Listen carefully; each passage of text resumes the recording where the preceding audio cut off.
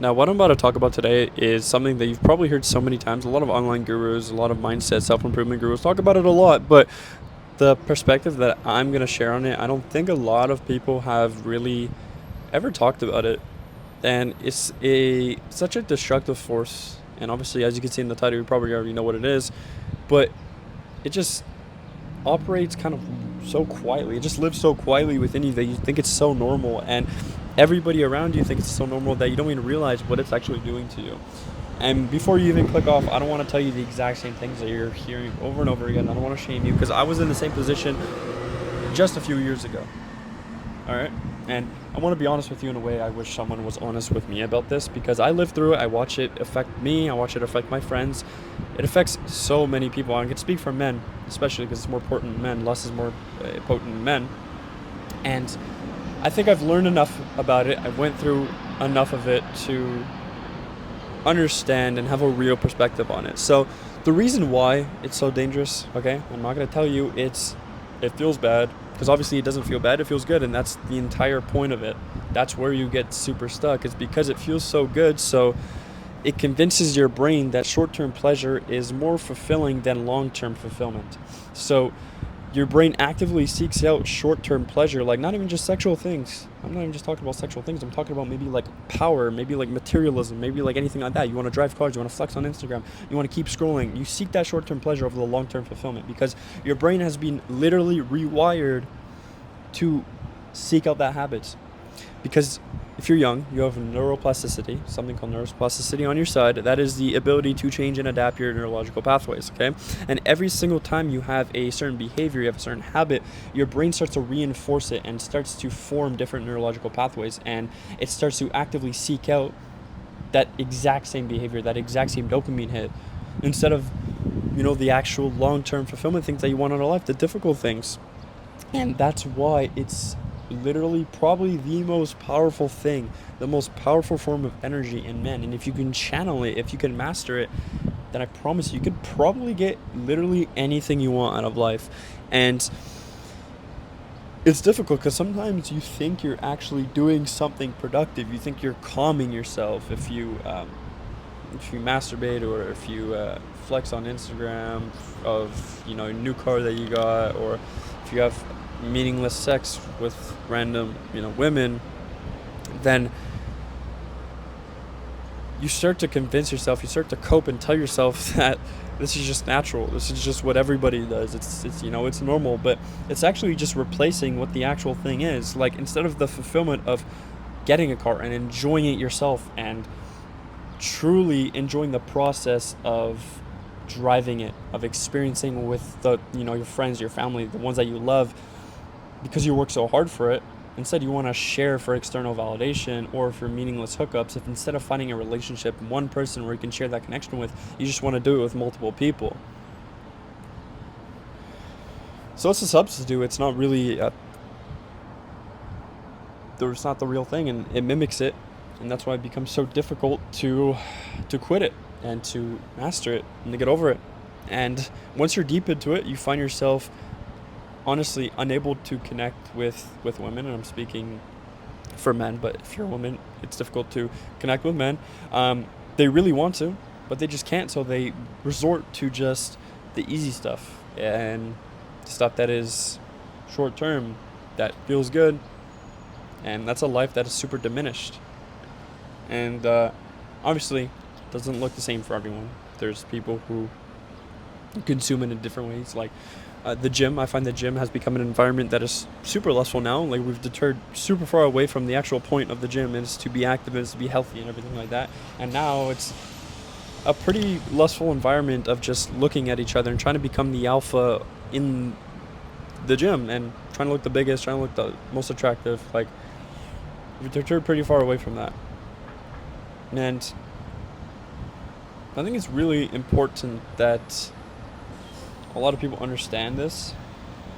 And for women, I just got an idea of what it could be, because I was trying to think through this entire video of what women suffer with when it comes to lust. And I think a lot of it is probably just the literature. And you could say, oh, well, they read these books because most men these days aren't masculine, and they read this because they want to feel like, they want to know what it feels like to be desired, and they just love that kind of fantasy, anything like that. Well, partially true. I guess it depends on the type of book you're reading, but a lot of women that I know that read these type of books, they really love the more explicit parts of it. So it's gonna have the same effect on the brain when it comes to just seeking out this dopamine, the short-term pleasure, and everything like that. Um, so it's a really big substitute for just real connection, real depth with, one person, and that kind of fulfillment that you get from acquiring power. Because lust is not just like the sexual things, and I mentioned this. It's not just hookups. It's not just the web the websites. It's not just masturbation, anything like that. It's also just the acquiring of powers, the money, and everything like that. It's the super strong desire where you're completely forgetting everything else that matters in life just for the sole fact that you get a short-term dopamine hit. When I was in college, like I'm 22 now, when I was maybe 17, 18, I went to a college with a lot of attractive girls, obviously. I went to the gym too. And obviously the goal was to go there and work out, but I always felt like my gaze was always distracted. I never felt I can completely focus on my workout because of the attractive women around me. And you could say, oh, well, you just have shitty self-control. But I don't think that's the case. Like, I think as a man, obviously, you are naturally attracted to women. But you're also, as you grow up, are naturally introduced to the lustful parts of it. So I think that deters your focus away from what actually truly matters. Obviously, you're going to be naturally attracted to people, to women, or to men. But it's the fact of what you've been pushed onto, what you've been consuming. It is placed as a priority. Your brain sees that as a priority, so you're naturally just looking at it when you know you necessarily shouldn't be. So I'd have to really force myself to kind of like lock in and get through my work and everything like that. And it kind of bled into like my relationships with women, how I communicate with them. I was very condescending, and I valued looks a lot more than I valued personality back then. And it didn't make me feel great. I genuinely felt like embarrassed. I hated that like I valued looks so much. Obviously looks do play a role, and I'm going to say these obviously things because I feel like they're common sense, but I don't want to just assume everything. But that's the case, right? Because I didn't want to be the person who just like wanted to go for a girl who was super attractive, but I didn't get along with her. And that was about a few years of my life, and a lot of that and then I got into a relationship, and a lot of that kind of bled into my relationship as well, and it really affected things. So it doesn't really affect like the obvious parts of your life. It really gets you at every single stage. Like your focus, like the energy that you have, your ability to connect, your level of ambition. Like I remember when I was fully consumed by it, I had no level of ambition at all. And now I could literally clearly describe everything that I want out of life and my plan to get there. So I'm insanely ambitious now. And I think one of the reasons why I lacked so much ambition was because of that. And people don't talk about that, of how it creates this lack of ambition. You're just talking about like, oh, okay, yeah, focus, energy, or like, that's not good. You shouldn't be consuming these things because like, it's disgusting. Whatever. But willpower is never going to do anything for you. Like, it's very difficult to just use your willpower to stop. And this is where I think most advice fails. They tell you just to be more disciplined, to just have more willpower, just don't do it. And maybe you could do it for a week, 2 weeks, you don't do anything like that. But after some time, you just give into it. Because, boom, your brain will come back up with that idea to do it. You diminish the consequences of it, telling yourself that it's not that bad. You go through the cope cycle, and there you go. And it comes from a complete lack of discipline.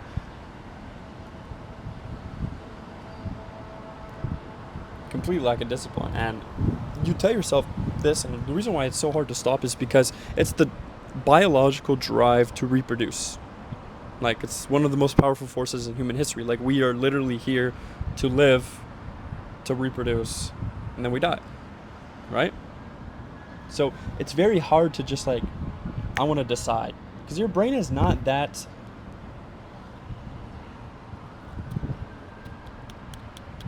it's not that powerful. It's not that powerful to the point where it can get over any powerful force that has literally been controlling humanity for thousands, hundreds of thousands of years. So you simply cannot just decide your way out of something that has been the biological nature for literally forever. That's just not how it is. You're not strong enough for that. Okay? Your brain isn't strong enough for that. And that's why deciding and just trying to get out the willpower doesn't work, okay? And even the most disciplined men in human history, you can think of like Alexander the Great, religious figures anywhere, they devoted their entire lives to God and to literally running empires, but they still found themselves falling to lust. Because they're humans, and the urge is going to be at the fundamental core. Every single man has the urge. They have that urge to give into lust. But it depends whether or not you actually give into it and you're consumed by it.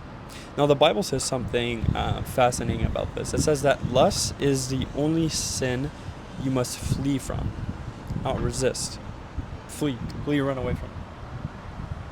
And because all the other sins, think about it, it says resist the other sins.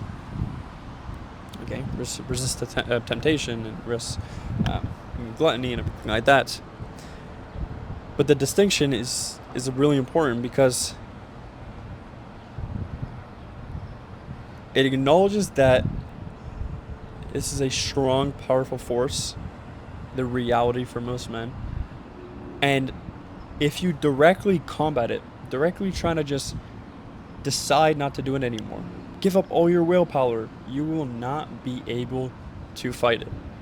It's almost always a losing battle. You need to remove yourself from the conditions that create this urge. Remove yourself from anything that creates these urges. Delete. Don't interact. You know? And what does fleeing actually look like? Well, it's not actually running away. I don't want you to not speak to women anymore. I don't want you to not get a car because you're afraid you're going to have a strong urge to post on Instagram. You're going to automatically go to post on Instagram. No. It's about creating your environment in a way where the temptation isn't as strong anymore. Okay? Think of it, you have like a boulder, like a rock on top of a hill. Okay? And when it first starts moving, you could stop it. Like if you're at the top, right? Sorry. If you're at the top, when it first starts moving, you can stop it because it doesn't have much momentum. It's not going anywhere. You roll it a few feet, you can stop it. But the more it rolls down, the more it becomes impossible to stop because it's gaining speed. It's gaining momentum. So the answer, you don't want to stop it at the bottom. It's to either stop it when it first starts going or to not even let the boulder start moving in the first place. Okay?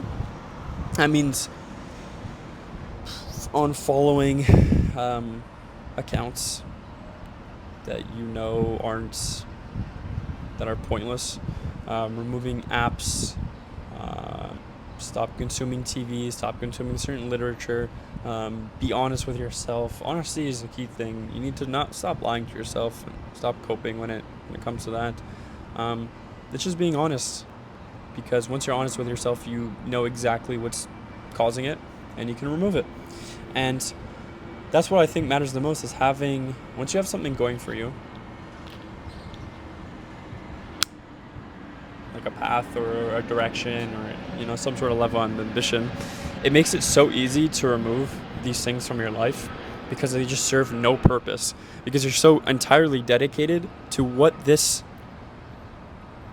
is, what these goals are, what this direction is, what this purpose is, that you don't even think to want to do any of that stuff because it isn't directly correlated to getting you to where you want to go. You need to make that your purpose, your top priority, because once your brain has a new priority, everything else is just fucking bullshit. It doesn't care as much for everything else. Okay, I rephrase that. It cares for other things, but it doesn't care as much as your top priority. Your top priority will always override everything else, meaning that if your brain understands that this is the top priority and the next thing under that serves it, let's say going out with friends, okay, that's something that serves, let's say friendship, that's something that serves your highest purpose. Okay, great. It gets to the point where everything is bullshit. The things that are bullshit are the things that doesn't serve the highest priority. Okay, and your brain knows exactly, your conscious knows exactly what doesn't serve the highest priority. And as soon as it gets to that point, then you won't even feel the need to do it anymore. Okay, and that's when things really start to get easier. That's when you see starting really progress. You start to sign clients. You start to make money. You start to do all these things. The number one, I think Harvard did a research post on this, Harvard Business, is that the number one drive for motivation is seeing small little wins in the daily hard work.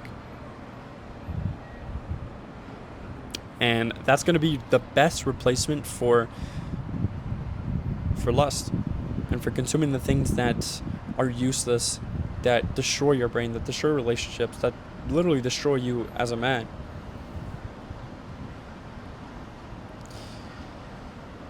Okay?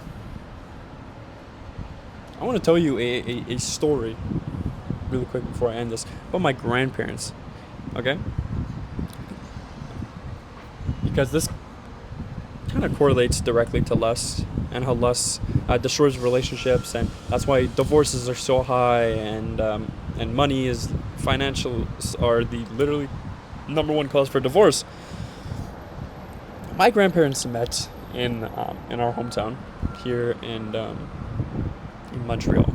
Okay, my grandfather came from England. He moved here when he was like 17, and then my grandfather proposed to my grandmother on prom night in high school.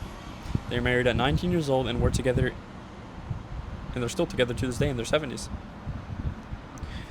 When you talk to people from that generation about relationships, they genuinely seem happy in a way that most people our age don't. I think we suffer a lot from finding genuine connection with one person. Like if you go out, and I try to ask this to at least a few older couples, just what's the secret? What's the secret? How do you stay together for so long?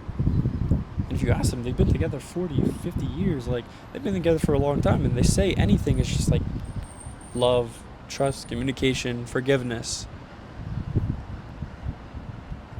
Because they didn't have access to the things that we have access to now. Their environment was different. And the good thing for you is that you can copy that environment that they have. Not exactly, obviously you can't go back in time, but you can mimic that exact environment that they had. Just don't give yourself access to that. So you need to be intentional about these things. Okay, you need to be intentional about what you have access to. All right, your environment has to be built, but I promise you, it's super, super worth it. Not for the moral reasons if we're going to talk about like religion and everything, whether I think that like masturbation and watching these things are right or wrong. I don't care about that. I'm not going to give you what I believe on that. I'm genuinely here to try to tell you what it does to your brain and what it does to your life. Because somewhere along the line, someone told you it was right and that's why you do it. That it was okay. That you can just do it because, it calms you down or it does any of these things. But they completely forget, because they lack critical thinking, on the other side of this, the one of you with a clear mind one with you with a ability to critically think and be like, maybe I'm gonna question this. Maybe I want real relationships. Maybe I want to get my life on track. Maybe I want ambition. Maybe I want to achieve every little thing out of life because it's gonna be difficult. And I want to do difficult things. That version of you, I believe, is just so much better in literally every single way. So flee from it. Build your environment in the most amazing way where you don't have access to these things anymore, and let your ambition, let your goals be the top priority, and let that be the driving factor of every single decision that you make going forward. That's the entire thing.